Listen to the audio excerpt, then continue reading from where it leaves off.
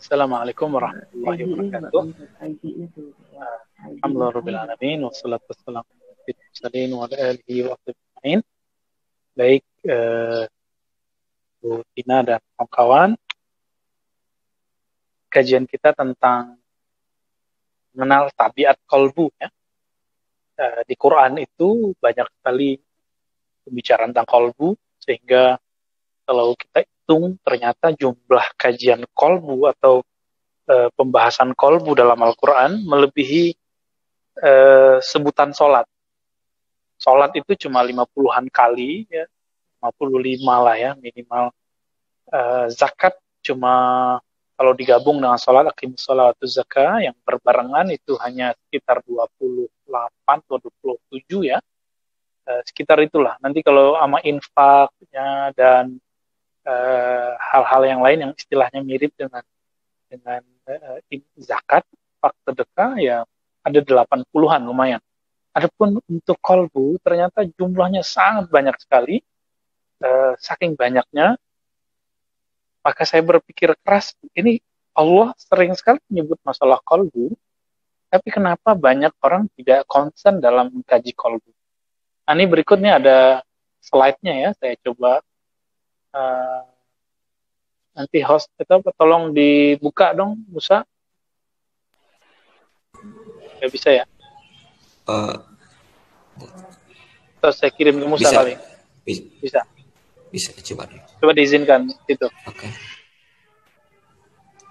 Ya, jadi kata kolbu muncul baik dalam bentuk single ataupun plural, dalam bentuk kata tunggal ataupun jamak itu muncul berkali-kali. Ini pertanda bahwa Allah Subhanahu wa taala mengirimkan Al-Qur'an itu memang target utamanya adalah untuk kolbu. Yang lain baru kemudian tambahan-tambahan saja ya. Jika tidak ada tambahan tidak ada basic di kolbu ini, maka tiada maknanya orang-orang itu kemudian beribadah. Sehingga dalam hadis Imam Bukhari ya dikatakan Allah itu yang zuru ila qulubikum. Allah itu memandang ke dalam kolbumu, tidak memandang kepada selain kolbu. Jadi mau kita lagi sholat, mau kita lagi kerja, lagi ngajar, lagi kajian, yang harus dijaga itu kolbu. Lagi sedekah, coba lihat bagaimana hebatnya kolbu. Orang yang tidak ikhlas saat bersedekah disebut ria dan ditolak oleh Allah SWT. Contoh lagi, orang yang tidak menjaga kolbunya yang ria dalam sholatnya, maka Allah menyebut fawailul lil musallin, celaka bagi orang yang sholat. Betapa Allah kemudian mengancam orang-orang yang kolbunya tidak dijaga dalam menyebut nama Allah. Dalam surat Az-Zumar, Allah kemudian menegur orang yang kolbunya susah menyebut nama Allah dengan kalimat fawailul lil qasiyati qulubuhum an dzikrillah ya. Ini surah Az-Zumar ayat 22 ya, seingat saya. Surat 39 ayat 22. Nah, ini betul-betul mengagetkan sekali. Ternyata Allah Subhanahu wa taala memberi porsi yang besar untuk kolbu. Maka celaka gitu dalam ayatnya, fawailun, maka celaka bagi orang yang kolbunya susah untuk menyebut nama Allah. Jadi nggak masalah, silahkan mau kajian fikih, kajian tidak, kajian ini, kajian itu, training bisnis, training terserah, tapi jaga kolbunya, ya. Eh, Jangan kemudian melukai kolbu, merusak kolbu ketika kita kajian, ketika kita mengikuti suatu channel di YouTube, di acara-acara di TV, jangan kemudian membuat kolbu itu keruh. Nah, maka di Quran eh, karena ini nggak bisa bisa ya. Oke, saya coba spin ya. Ini pernah kita bahas di beberapa tempat sebelumnya. Oke, maaf, belum bisa.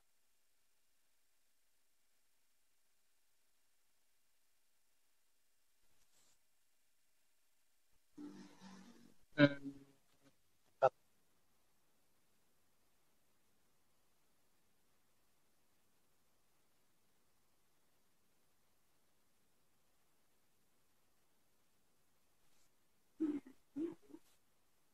Ini Ya, sebentar. Oh, ternyata nggak bisa dimasukin. Udah nggak apa-apa deh. Ya, kita Atau buka di share. Quran aja. Ya, buka Quran aja kalau yang ada Quran di depannya, atau diingat kalau yang bagi hafal ya. Coba lihat Al-Quran mempunyai gambaran-gambaran yang sangat jelas tentang kolbu. Contohnya Al-Baqarah yang sering kita baca, ayat 10, ya, surat 2 ayat 10, coba dibuka. Fi qulubihim maradun fazadahumullahu maradah. Ya. Jadi Allah kemudian menyebutkan tabiat pertama dari orang-orang yang punya kolbu itu adalah tabiat marad, ya, tabiat marad. Di dalam kolbu mereka ada marad, ada penyakit. Ini salah satu tabiat yang penting kita kenali juga ya. Di dalam kolbu mereka ada marad. Apa arti marad? Penyakit. Nah, coba imajinasikan teman-teman semua, ibu-ibu, ya, kawan-kawan, ketika disebut penyakit, saya misalnya punya sakit gigi, nyaman nggak makan? Nyaman nggak minum? Nyamankah tidur? Tidak nyaman. Badan ini lagi demam, lalu ada orang bawain kita makanan enak, lalu kita katakan apa? Jauhin, aku mau muntah, misal begitu. Nah, hal ini terjadi pada orang-orang yang kolbunya sakit, kolbun marid. Apa yang terjadi pada mereka? Jika diberi sesuatu yang berkaitan dengan asupan kolbu, maka dia akan mengatakan, jauhkan itu, ini bikin aku muntah, gitu ya. Nah, ini yang terjadi pada orang-orang yang membiarkan kolbunya terpapar oleh virus-virus kolbu. Jadi di masa pandemi ini yang saya khawatirkan bukan orang yang hanya kita khawatirkan bukan hanya itu ya, bukan orang terkena pandemi COVID-19, bukan hanya itu, tapi ternyata sekarang yang lebih berbahaya yang menghinggapi banyak kawan-kawan kita adalah penyakit kolbu, yaitu penyakit khawatir, cemas yang berlebihan. Lalu ada prasangka kepada Allah, kenapa sih hidup begini, kenapa masa kita begini. Jadi kemudian ada perasaan-perasaan yang tidak benar muncul di dalam dirinya. Nah, ini yang tidak baik. Nah, teman-teman semua, ketika Allah mengatakan fi qulubihim marad, di dalam kolbu, ini langsung ada penegasan di dalam kolbu mereka ada marad. Tapi jangan biarkan teman-teman marad itu, di sini ada tambahan fazadahumullahu marad. Orang yang di kolbunya ada sombong, lalu dia jadi santri, punya ilmu dikit, tambah sombongnya. Begitu juga, orang yang punya sombong, lalu dia punya motor, itu bisa sombong. Nah, nanti tambah bagus motornya, tambah gede juga sombongnya. Upgrade kendaraannya dari motor ke mobil, nanti bertambah lagi sombongnya. Tadi rumahnya kecil, dia sombong. Nanti rumahnya besar, lebih sombong lagi. Begitu juga penyakit bakhil, penyakit pelit. Orang kalau udah miskin sombong, nanti kalau dia bertambah duitnya, bertambah besar juga pelitnya. Nanti kalau dia kaya, sebesar rumahnya gede sekali, sebesar itu juga lah pelitnya. Begitu terus. Ya. Orang suka pamer ketika masih kecil, kalau ini nggak dididik, nggak dibentuk dengan baik, nggak dilatih, nggak diterbiah, apa yang terjadi? Sampai besar dia akan suka pamer. Jadi jangan heran kalau keceplosan kadang-kadang kita pamer. Nah, itu adalah tarbiyah pendidikan jiwa yang belum selesai sebelum kita dewasa. Nah, orang yang dari kecil itu irinya bukan main kepada saudaranya, tetangganya, teman bermainnya. Itu kalau nggak benar-benar dididik secara kolbu, akhlaknya nanti sampai besar dia tambah iri, tambah dengki. Nah, ini yang membahayakan kita. Jadi apa makna fazadahumullahu marada? Orang-orang yang membiarkan kolbunya sakit, tidak diobati, maka penyakit itu akan bertambah. Dia seperti kanker dalam jiwa. Ya. Nah, maka sahabat-sahabat yang dimuliakan Allah, jika badan ini punya penyakit, langsung kita obati, maka orang yang normal, orang yang sehat pikirannya pasti dia langsung datang ke dokter atau dia konsultasi dengan orang-orang yang mengerti masalah kedokteran. Lalu di manakah kalbu kita? Di manakah kesehatan jiwa kita? Kalbu sudah sakit lama tapi dibiarin. Apa contoh kalbu sudah sakit lama? Ya sholatnya nggak khusyuk, gitu ya. Tapi saya apresiasi kebanyakan kita mencoba mencari ilmu ini. Hati tidak tenang, kita mencari ilmu ini. Ini pertanda kalau kalbunya pengen sehat. Jadi kabar gembira kepada orang-orang yang mencari ilmu kalbu, saya kasih tahu, kalbu kita, kalbu Anda, kalbu kamu, itu kalbu yang mulai sehat. Ya. Udah sehat belum? Tapi sudah ada indikasi sehat? Iya. Nah, maka sahabat-sahabat dimakan Allah, tabiat pertama ini yaitu tabiat marad, ini sangat berbahaya sekali untuk dibiarkan. Orang yang membiarkan ini, walaupun zahirnya orang kaya itu enak, sebenarnya dia tersiksa. Ya. Di satu komplek yang baru berkembang, orang-orangnya paling menengah ke bawah, itu sudah mulai konflik dengan orang kampung seberangnya yang meminta jalan kampung yang dulu ada di situ tetap dibuka meskipun pintunya cuma pintu kecil, bukan pintu mobil. Nah, ini banyak ya. Semua komplek-komplek baru yang dulu memakan tempat jalan kampung, ini terjadi konflik. Terjadi konflik di mana-mana. Ini bukan satu komplek, bukan komplek kita saja, tapi komplek di mana-mana itu sering terjadi. Ada semacam ini bukan satu komplek, merasa dirinya paling berhak gitu ya. Nah, perasaan-perasaan ini kemudian berkembang, kita kemudian membiarkannya. Teman-teman semua, apabila kelalaian kalbu dibiarkan, ketidakkhusyuan kalbu dibiarkan, iri dengki di dalam kalbu dibiarkan, maka siap-siap nanti akan sampai suatu kondisi bahwa kita akan tersiksa dengan itu. Oleh karena itu di dalam Al-Quran dikatakan walahum adzabun alim. Orang-orang yang di dalam kalbunya ada marad, ada penyakit, lahum azabun alim. Bagi mereka ada azab yang pedih.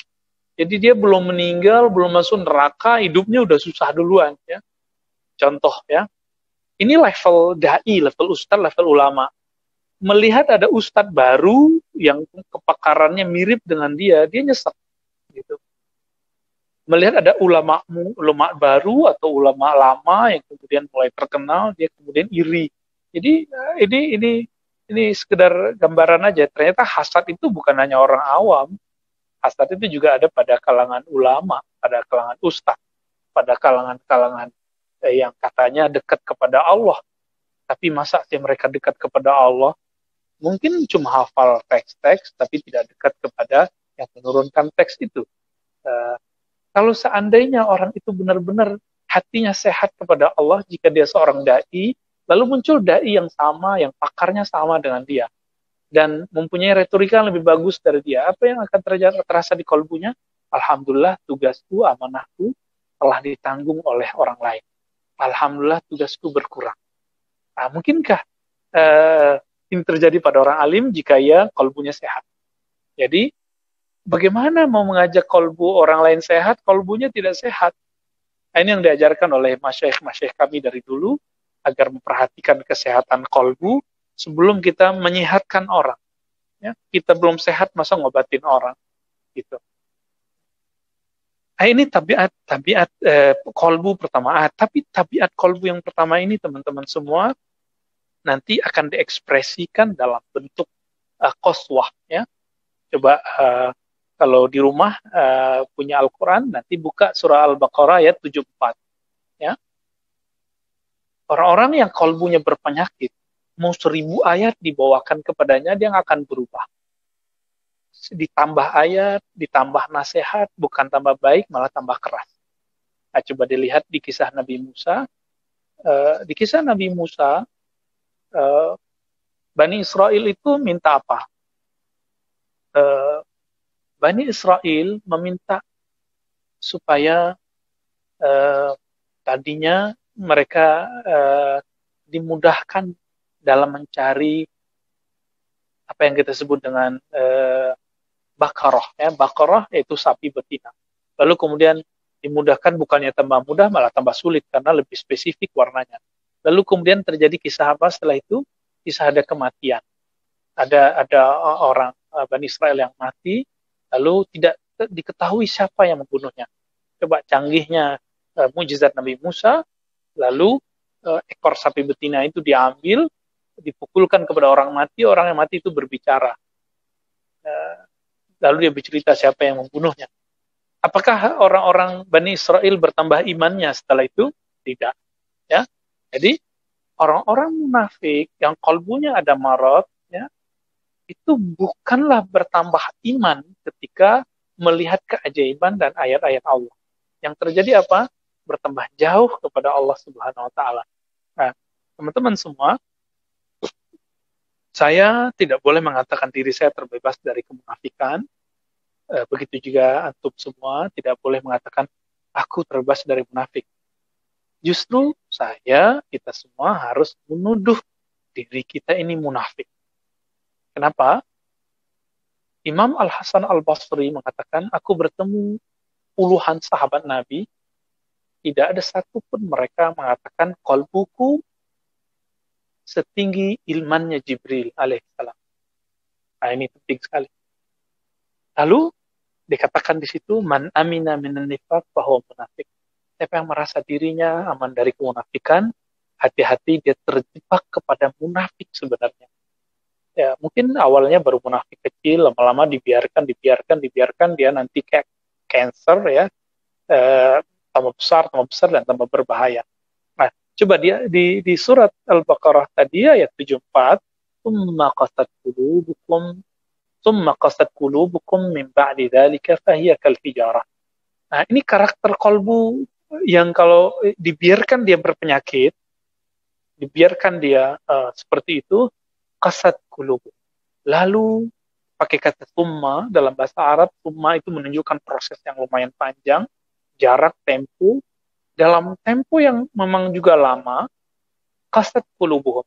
Kolbu mereka menjadi kesat. Jadi udah jadi bahasa Indonesia nih, kesat, keras. Mimba didzalika, setelah mereka melihat ayat-ayat Allah yang hebat itu, bahya kal hijarah, maka dia seperti hijarah, menjadi batu awasyaddu qaswah, atau lebih keras dari itu. Nah, jika di Bani Israel terjadi itu, maka di zaman sekarang apa? Pada ummah al-Muhammadiyah, al-ummah al-Muhammadiyah. Keajaiban-keajaiban sekarang itu misalnya rezeki yang lancar, penyakit yang disembuhkan, jodoh yang ajaib, semua itu adalah ayat-ayat Allah Subhanahu wa taala. Orang-orang yang di kalbunya dibiarkan ada penyakit, bertambah nikmat, bukan bertambah ketulusan kepada Allah. Tapi yang bertambah adalah keluhan. Ya, inilah yang terjadi pada orang-orang yang membiarkan kalbunya ada marad. Teman-teman semua, sahabat dan Allah, namun kabar gembiranya tadi, selama masih mau mengobati kalbu, membiarkan mempelajari ilmu kalbu, latihan zikir kalbu, insya Allah ini pertanda bahwa kalbu kita akan menjadi baik. Oke, kembali ke surat tadi ya, surat Al-Baqarah ayat 10 ya, fi qulubihim marad.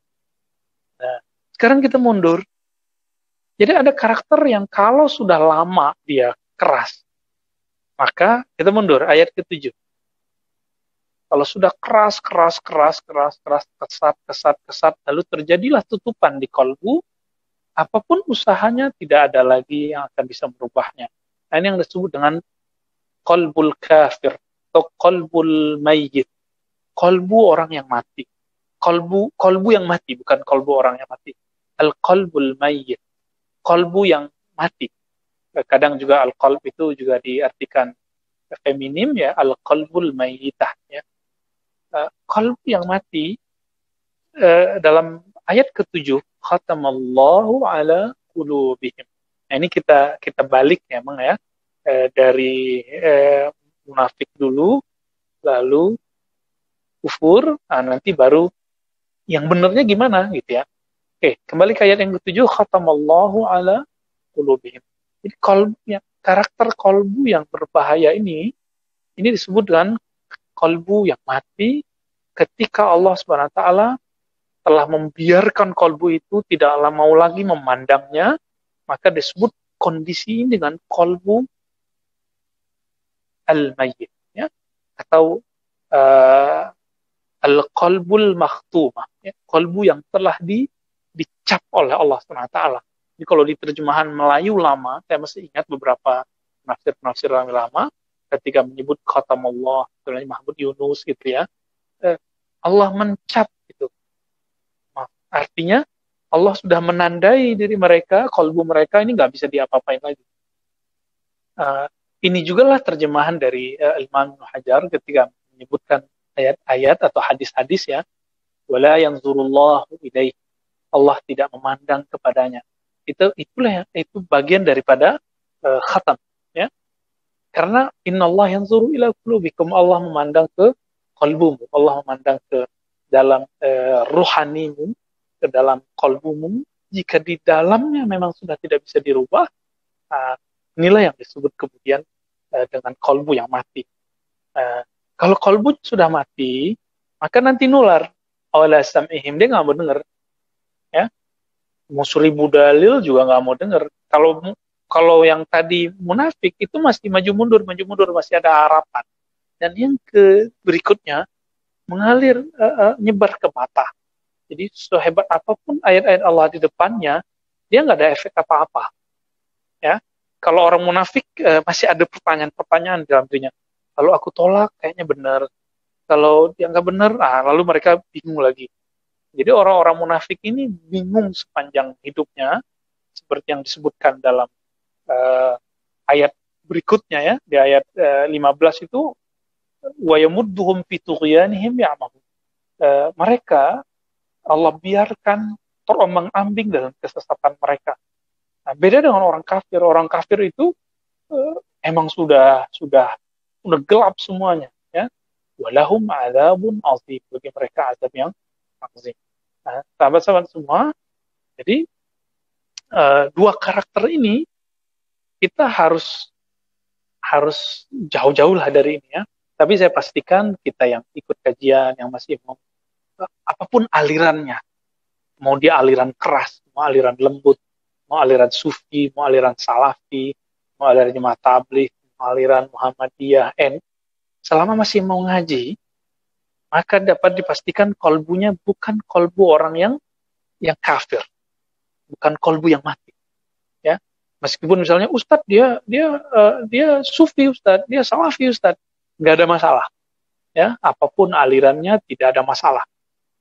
Yang penting orangnya udah bebas dulu dari kolbu kafir. Kalau sudah bebas dari kolbu kafir, dengan dia menerima Allah sebagai Rabb-nya, Tuhannya, dan menerima Muhammad sebagai Rasulnya, dan dia meyakini itu cukup.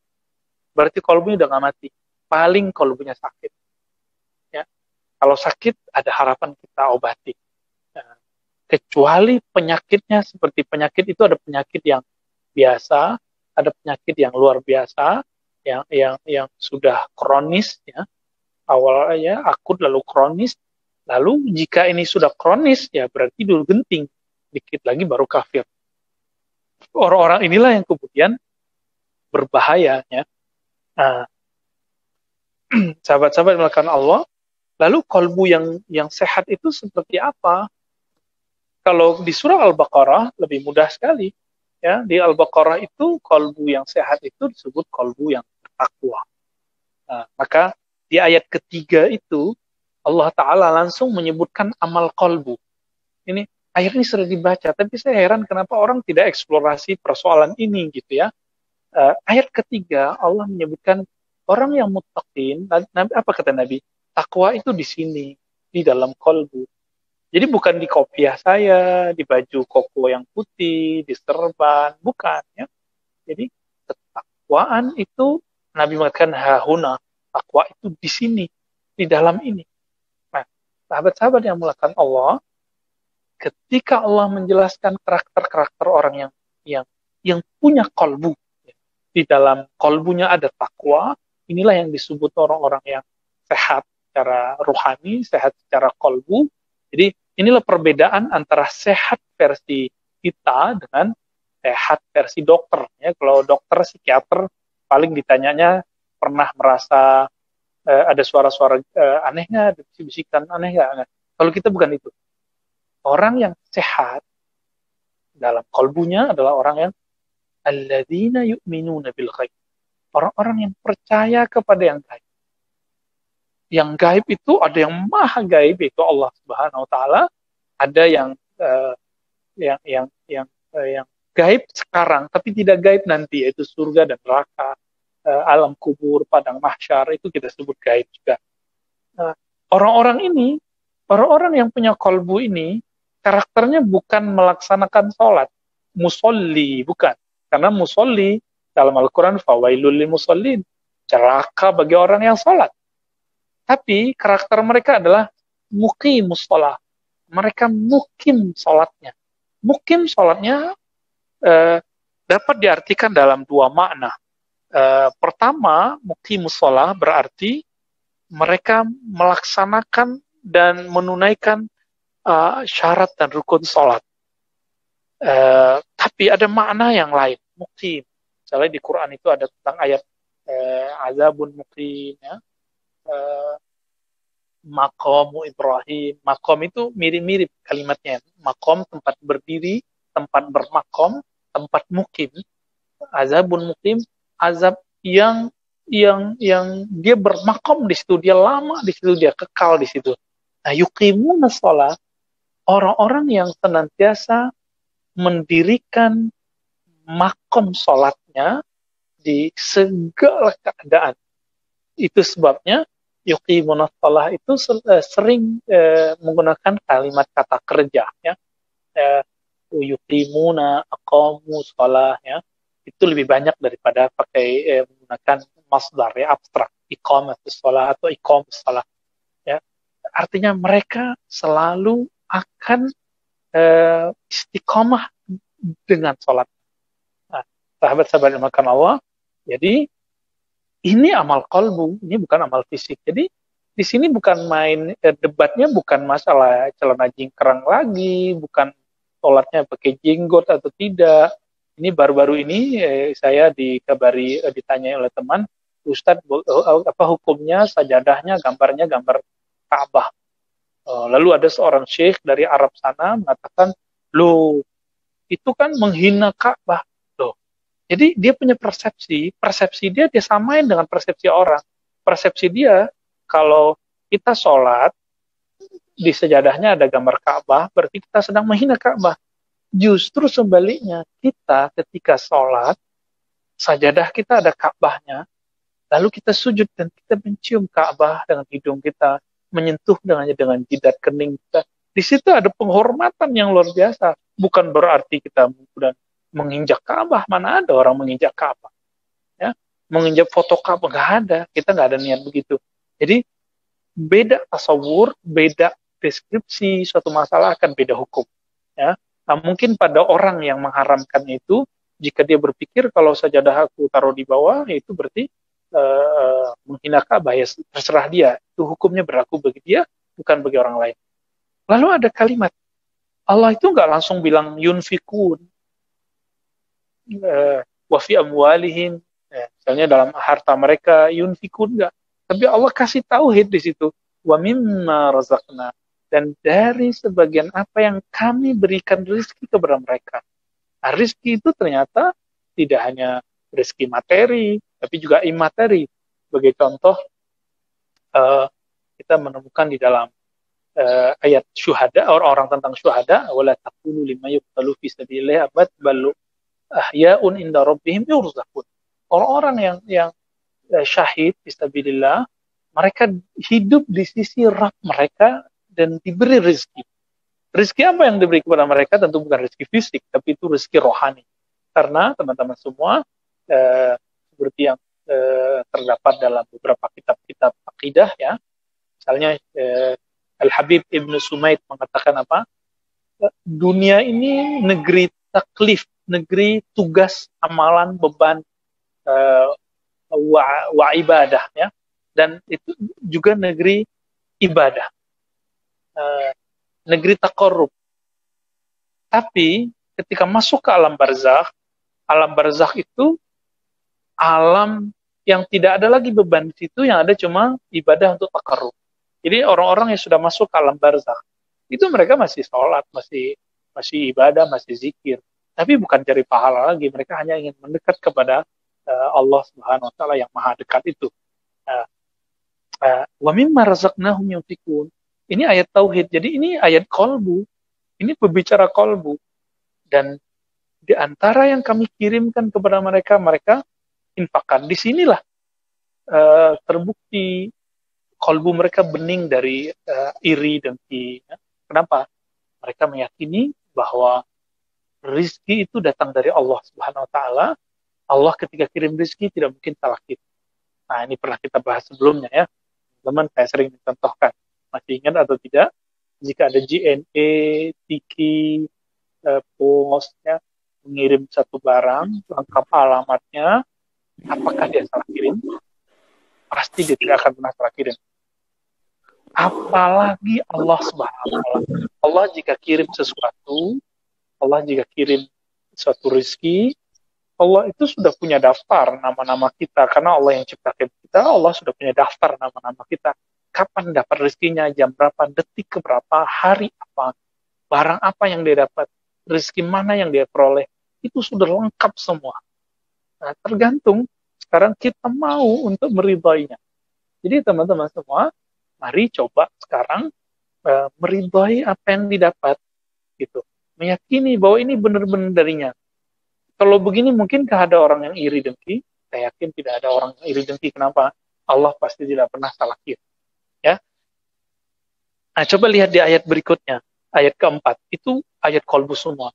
Mereka mengimani apa yang diturunkan kepada engkau, hai Muhammad, dan yang diturunkan kepada sebelum engkau, hai Muhammad, dan terhadap akhirat mereka yakin. Yuqinu, mereka yakin. Yakin di kolbu atau di badan? Di kolbu juga. Jadi ayat ini, mulai dari ayat 2, muttaqin, yang dicirikan dengan orang yang tidak ragu juga di hati. Di dalamnya ada petunjuk juga hati. Nah, ini yang disebut. Jadi orang-orang yang muttaqin itu makanannya 2, makanan kolbunya. Al-Quran yang tidak pernah meragukannya, lalu hidayah yang terdapat Al-Quran yang memberi cahaya di kolbunya. Orang-orang ini akan kemudian berjalan lurus untuk mengimani yang gaib dengan kolbunya, sholat secara fisik, tapi juga istiqomah dengan kolbunya, lalu dia meyakini pemberi rezeki itu hanya Allah, sehingga jika Allah saja berbagi, kenapa dia tidak berbagi? Ya, Allah yang maha kaya ini juga berbagi, kenapa kita yang diberi oleh Allah tidak berbagi? Lalu mereka meyakini Alkitab dan akhirat seutuhnya. Nah, teman-teman semua, inilah kolbu yang disebut kolbu yang sehat. Jadi kolbu yang sehat itu orang muttaqin yang makanan kolbunya adalah tidak ada keraguan dan hidayah. Lalu mereka dicirikan dengan satu, percaya kepada yang gaib, konsisten salatnya, yakin kepada Allah Maha Perizki sehingga dia mau berbagi, lalu mempercayai Alkitab semua, dan mempercayai persoalan akhirat secara utuh dan total dalam kolbunya. Nah, orang-orang inilah yang disebut orang-orang yang kolbunya sehat. Jadi menjadi kolbu sehat itu sederhana sekali. Cukup lakukan ayat 2 sampai 4 ini, kita sudah disebut hatinya sehat. Ya, terbebas. Jadi orang yang kolbu sehat itu gamblang sekali. Al-Baqarah 2 sampai 4. Jadi 1, 2, 3 ayat. Orang-orang munafik lebih gamblang lagi. Cukup 2 ayat. Ya, apa itu? Ciri-cirinya jika diingatkan ataupun tidak diingatkan sama saja bagi mereka tidak akan berubah. Yang disebut kolbunya mati karena Allah tidak lagi memandang ke kolbunya. Kita berlindung kepada Allah supaya jangan sampai Allah memalingkan wajah pandangan keridhaannya dari kolbu kita. Dan yang ketiga, orang-orang yang kolbunya sakit. Ini ayatnya banyak sekali ya, mulai dari ayat yang ke-8 sampai ayat yang ke-20. Jadi 8 sampai 20 berarti ada berapa ayat tentang karakter orang munafik. Ya hitungnya ayat 8 sampai 20, sangat banyak sekali. 18 ayat atau 19 ayat yang menyinggung persoalan eh, kalbu orang munafik atau karakter orang munafik. Maksudnya apa? Ternyata orang-orang munafik itu karena dia tersembunyi di kalbunya, sehingga susah untuk mengenalinya, termasuk saya susah untuk mengenali diri saya ini munafik atau tidak. Jadi ini boleh disebut sebagai jika kita memeriksakan kesehatan ke rumah sakit, MCU gitu ya, medical check up, maka inilah medical check up untuk kalbu. Coba dicek di ayat yang ke-8 kita punya karakter itu atau tidak, dari 9, 10, 11 sampai ayat ke-20. Jadi pertanyaannya kalau orang di luar sana bertanya, gimana cara mengetahui kita ini munafik atau tidak? Nah, coba lihat. Mulai dari ayat 8 sampai ayat 20, adakah sifat kita yang mirip dengan mereka? Semirip saja. Jika ada, pastikan dalam diri, oh ya Allah, berarti aku punya penyakit kalbu, tolong obati ya Allah. Begitu teman-teman semua, saya harap semoga Allah Subhanahu wa taala melindungi kalbu kita dari penyakitnya. Seperti yang saya katakan tadi, kita insya Allah aman dari penyakit dari kematian kalbu, karena dengan mau ngaji begini, insya Allah kalbu nggak sakit. Tapi termasuk saya, tidak ada jaminan bahwa kalbu saya yang menyampaikan ini, begitu juga teman-teman semua, ibu-ibu, bapak, teman-teman, sahabat, aman dari penyakit kalbu. Jadi mari rawat kalbu, mari obati kalbu. Ya. Kira-kira begitu, Musa.